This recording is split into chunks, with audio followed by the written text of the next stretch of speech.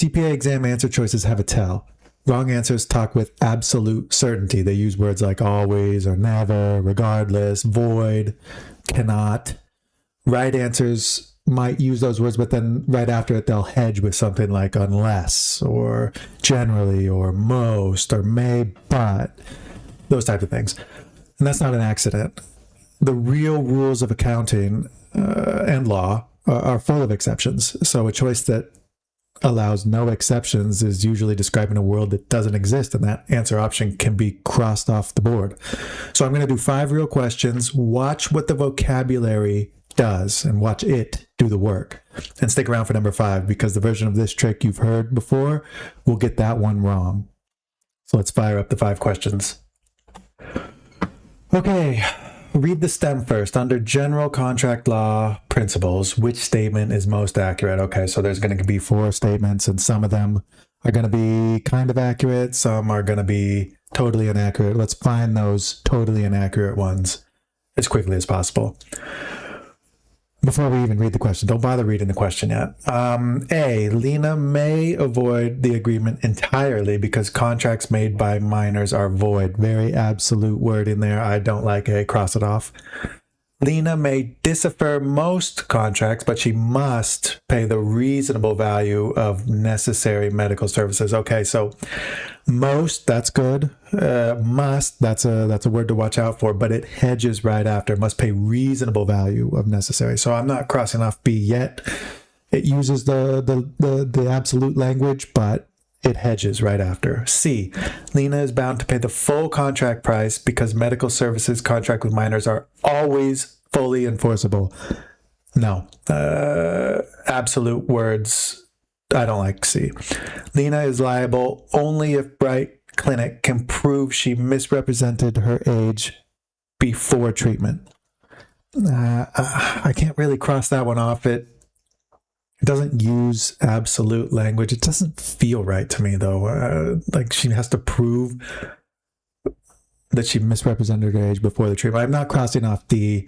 So B and D are left.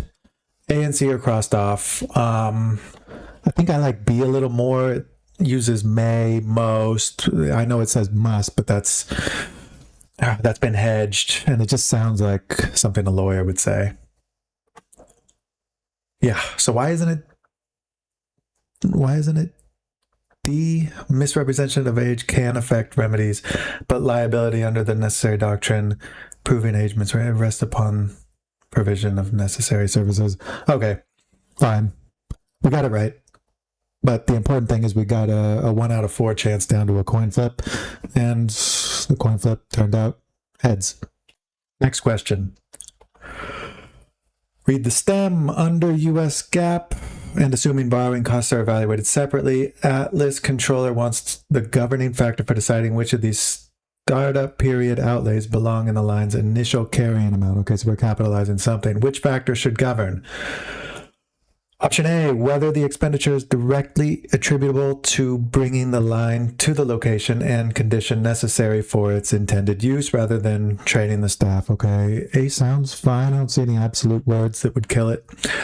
B, whether the expenditure was incurred before the line entered regular commercial production, regardless of its nature. No, we care about its nature. Cross off B. I don't like the regardless part.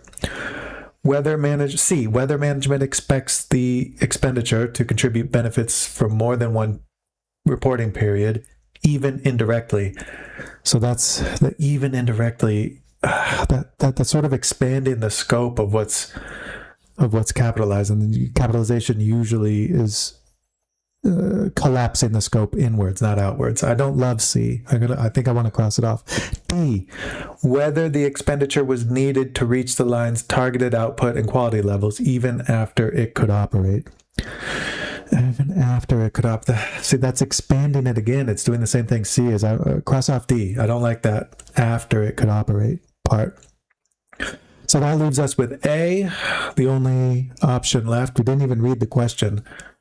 Let's see. Yeah, that's right. And that's a 65 difficulty score, so that was one of the harder questions. That's a pretty tough score. Next question. Read the stem. Which conclusion is best support? Okay, so no other independence exists. Oh, this is a wordy one. Okay. So there's 4 conclusions here on the answer options. We just want to pick which one's best. And we're looking for absolute words that kill the option so we can get down to 1 or 2 options. A, the firm's independence is impaired because substantive employment discussions between an engagement team member and an attest client always create an independence impairment that cannot be cured.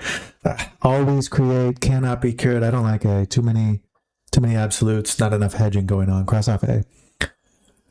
B, the firm's independence is not impaired solely because of these discussions, because Hall promptly reported them, ceased audit work, was removed from the engagement while another manager reviewed his prior work. B sounds fine. I don't see any unhedged absolute wording, and we'll keep B. We'll keep B alive. C, the firm's independence is not impaired only if Maple initiated the employment discussions. So I see some onlys, but only is not what's killing this first part of C. It's just who initiated the discussion. Doesn't matter.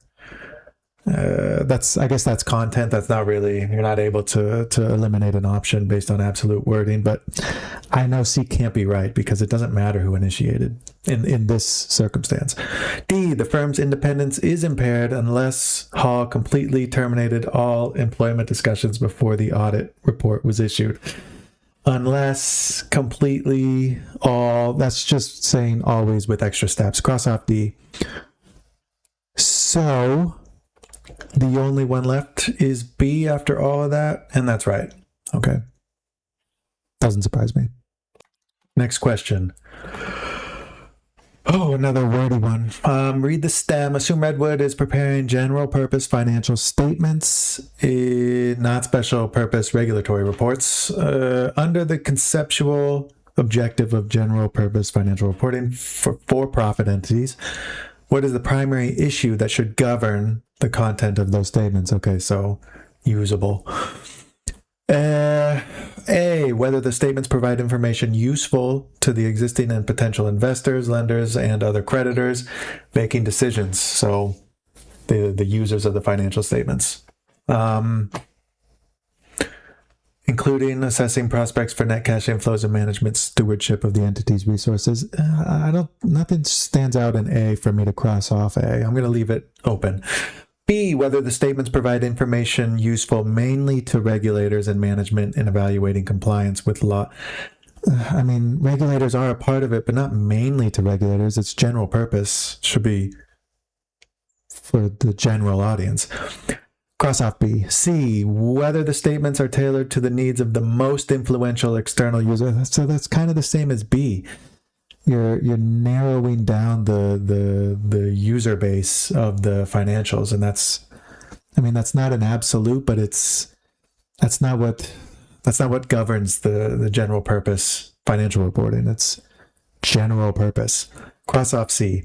D, whether the statements avoid reporting highly uncertain estimates whenever possible, because information cannot be decision useful unless it's nearly precise and fully verifiable. No, there's no absolute logic, but it's absolutist. It's like it makes precision a prerequisite for usefulness, but the framework explicitly says otherwise, that estimates are everywhere. So cross off D. The only one left is A. Let's check. Yeah, that's right. And for this question, there wasn't really a lot of words that were obvious absolutes where you could, cross this one off because it's clear. It's the shape of what's being claimed. Absolute logic can hide in other vocabulary, polite vocabulary. Next question. Read the stem. The partner believes competent performance requires the specialist's involvement and additional time under the profession's nature and scope and general standard considerations. What is the best course of action? Okay, I think I need to read the question for this one. A CPA firm has long prepared a client's tax return and is asked in year one to prepare a short short-term cash flow forecast for the client's upcoming bank discussions. The work would be non-attest. The engagement partner lacks recent experience. Management demands completion in 48 hours. Funny. And asks the partner to rely entirely on management's assumptions and not involve the firm's finance specialist. A lot of red flags going off with this request. Anyway, what's the best course of action? That's the question. So, A, accept the engagement and prepare a forecast relying solely on management's assumptions because management is responsible for those assumptions. Relying solely, absolute, don't like A, cross it off. B, accept the engagement after documenting a limited scope and disclosing in writing that the forecast is preliminary and that the partner has limited recent experience. I like a little bit of the end of that, the disclosing that the limited recent experience. Don't cross off B yet. I'll keep going. Prepare the forecast to meet the 48-hour deadline and label it a rough estimate with a disclaimer that it should not be relied upon by third parties. I don't like the sound of this at all. So it's specifically calling out the 48-hour deadline, which is ridiculous.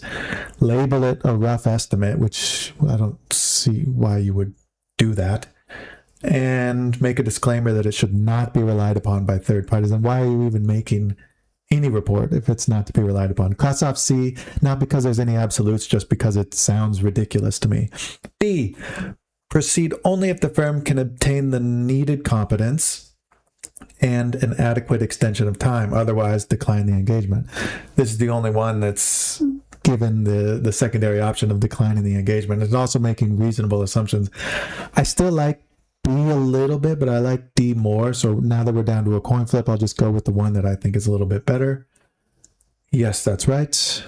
And this question, it proposes a new flavor on the looking for absolute words. So those five words: always, never, regardless, void, cannot. The absolutes, use them as a metal detector, not necessarily like a map of landmines. So when that metal detector beeps, read the sentence. Is it claiming the world has no exceptions at all? Kill it. That's not an option. That's an absolute word. You can remove that as an option. Is the absolute word stating that a condition or that it's limiting a list? That might be exactly how the rule works, and that's when you don't kill it, even though it's using absolute words. Okay, 5 out of 5. Yes, we got them all down to at least a coin flip, and then it was fairly easy from there with a little bit of context knowledge.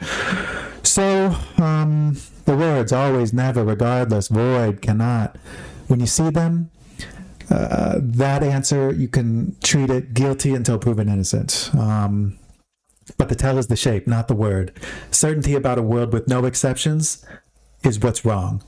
Get rid of that answer option. Rules with conditions that are attached are how right answers talk. It's how rules are written. Accounting laws are written. Rule, exception, you can use an absolute word in there. So free 20 question sample at chatcpa.io/exam. No sign up. Get to studying right away. Link below.